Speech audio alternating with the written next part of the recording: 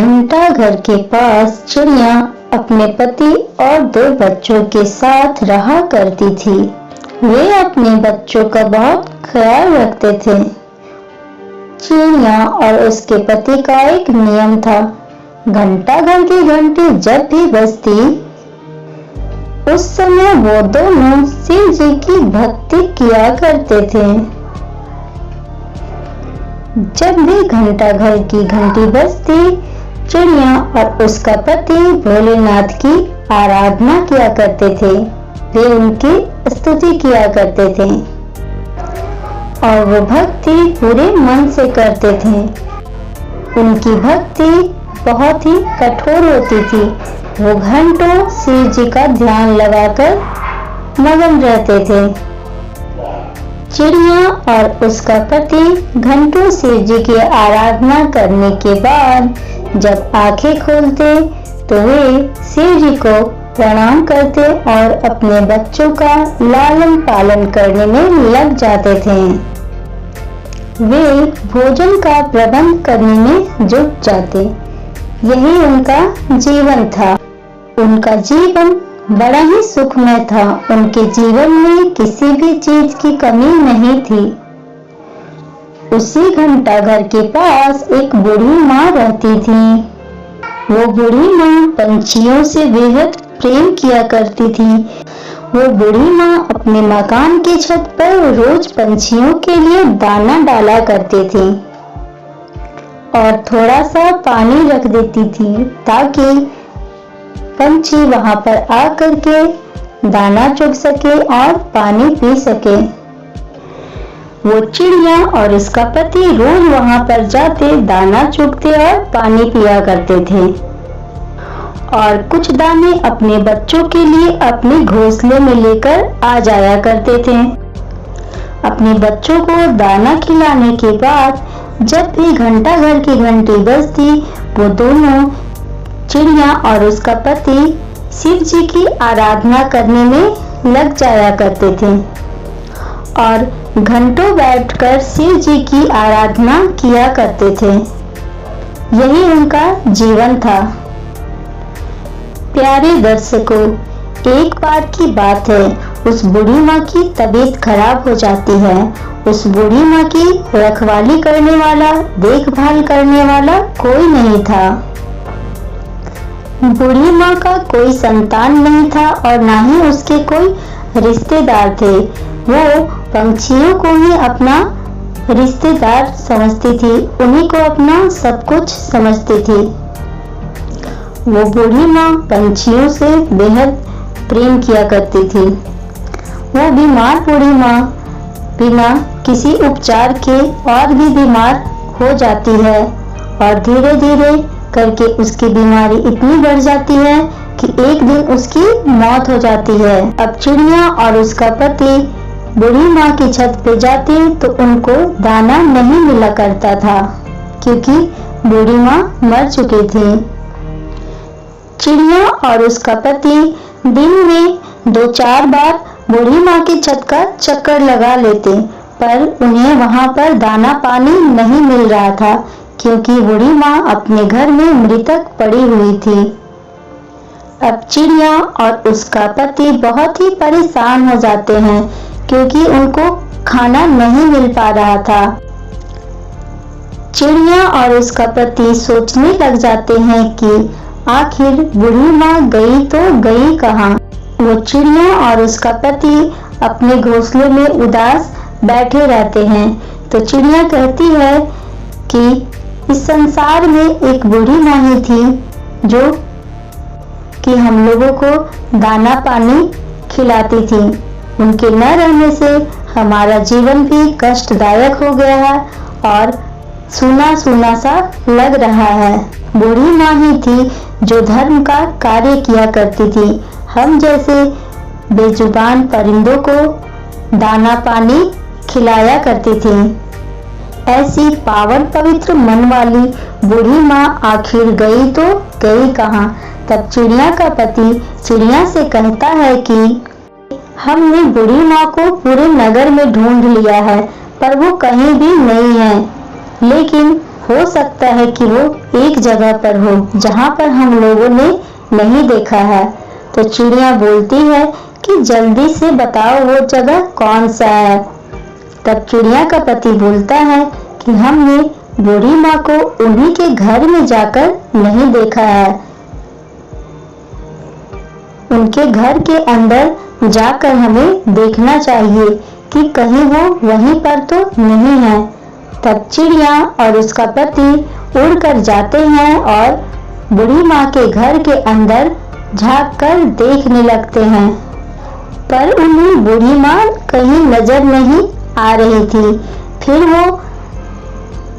फिर वो एक कमरे के अंदर झांककर देखते हैं तो वहां बूढ़ी माँ अपने पलंग पर लेटी हुई नजर आई। बूढ़ी माँ तो पलंग पर सोई हुई थी, लेकिन बहुत सारी मक्खियां उनके मुंह के ऊपर भिनभिना रही थी। ये देखकर चिड़िया और उसका पति सोच में पड़ जाते हैं। वे काफी देर तक ये नजारा देखते हैं, फिर अपने पंखों को फड़फड़ाकर मक्खियों को भगाते हैं। काफी देर देखने के बाद जब बूढ़ी माँ हलचल नहीं करती हैं, जब कोई भी हलचल नहीं होती है, तो चिड़िया का पति कहता है कि लगता है कि बूढ़ी माँ खत्म हो चुकी हैं, उनकी मृत्यु हो चुकी है। अपने पति की इतनी बात सुनने के बाद वो चिड़िया झूर-झूर रोने लगती है। उसकी आंखों से अश्रु की धारा बहने लगती है। रोते रोते चिड़िया कहती है कि बूढ़ी माँ हमें छोड़कर नहीं जा सकती हैं। बूढ़ी माँ ने बहुत ही पुण्य का कार्य किया है, कभी भी किसी के दिल को नहीं दुखाया है। बूढ़ी माँ ने कभी भी किसी भी जीव जंतु को नहीं सताया है। बूढ़ी माँ ने हर किसी का जितना हो सके साथ दिया है और अपने हाथों से जितना हो सके दान पुण्य का कार्य भी किया है। इतनी पावन पवित्र और पुण्य आत्मा हमें छोड़कर नहीं जा सकती। चिड़िया का पति चिड़िया को बहुत समझा बुझाकर बूढ़ी माँ के मकान से बाहर ले जाता है और वे अपने घोंसले में चले जाते हैं। और जैसे ही घंटा घर की घंटी बजती है, वो दोनों शिव जी की आराधना करने लग जाते हैं, उनकी तपस्या करने लग जाते हैं।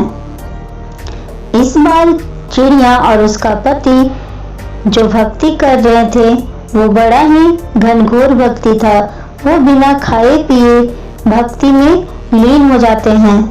शिव जी की भक्ति वो करते रह जाते हैं।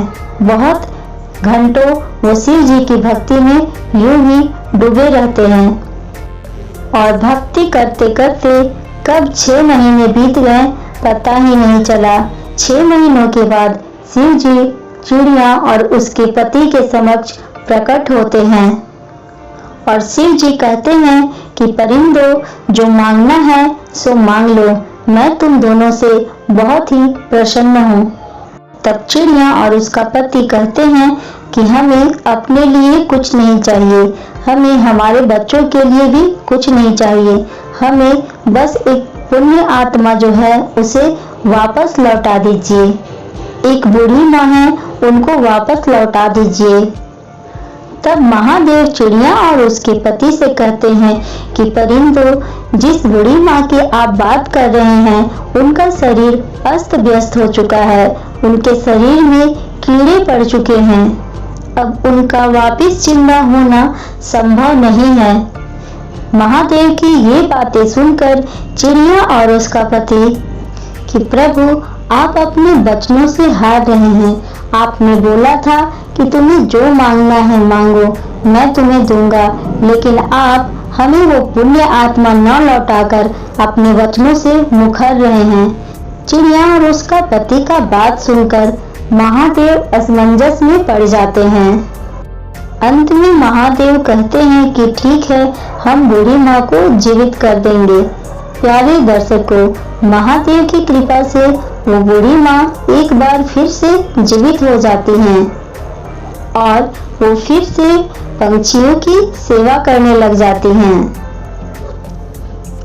एक बार भोलेनाथ उस बूढ़ी माँ के पास जाते हैं और कहते हैं कि माता, आप तो कब की मर चुकी थी, लेकिन एक चिड़िया का जोड़ा है जिन्होंने मेरी भक्ति करके आपको एक नया जीवन दान दिया है।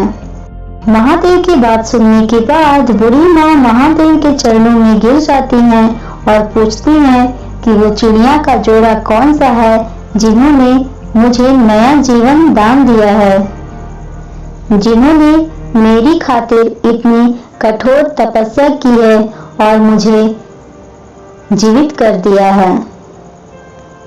तब महादेव कहते हैं कि जो घंटाघर के पास चिड़िया रहती हैं, जो आपके घर में आकर हर दिन दाना चुगती हैं, वो वही है जिन्होंने मुझे मजबूर कर दिया कि मैं आपको जीवित कर दूं। इतना कहकर महादेव वहां से अंतर ध्यान हो जाते हैं। फिर वो बूढ़ी माँ चिड़िया और उसके परिवार को अपने घर ले आती हैं और उनका आवभगत करती हैं और उन्हें अपने ही घर पे रहने को कहती हैं। और उस दिन से चिड़िया और उसका परिवार बूढ़ी माँ के घर ही रहने लगे और वहीं पर दाना पानी खाने लगे और शिव जी की आराधना करने लगे। अब पूरे नगर में ये बात भी फैल चुकी थी और उस बूढ़ी माँ का नाम चिड़िया वाली बूढ़ी माँ हो जाता है। अब बूढ़ी माँ को लोग चिड़िया वाली बूढ़ी माँ कहने लगे थे। बहुत समय बीत जाने के बाद वो बूढ़ी माँ जीवित ही समाधि लेती हैं और उनकी समाधि आज भी गुजरात में स्थित है और आज भी लोग उस बूढ़ी माँ को चिड़ी वाली बूढ़ी माँ के नाम से जानते हैं। गुजरात में ही उनका एक भव्य मंदिर है। दूर दूर से लोग चिड़ी वाली बूढ़ी माँ के दर्शन को आते हैं और वहां पर अपने दुखों का निवारण भी पाते हैं। प्यारे दर्शकों, इस कहानी में हमें दो प्रकार की सीख मिलती है। पहला कि भक्ति में बहुत ही शक्ति होती है, तो आप जब भी भक्ति करें, जिस भी भगवान का भक्ति करें, पूरे मन और सच्चे लगन से करनी चाहिए। और दूसरा सीख ये मिलता है कि हमें अपनी मेहनत से कभी नहीं कतराना चाहिए। हमें अपनी जिंदगी का गुजारा करने के लिए मेहनत करना चाहिए।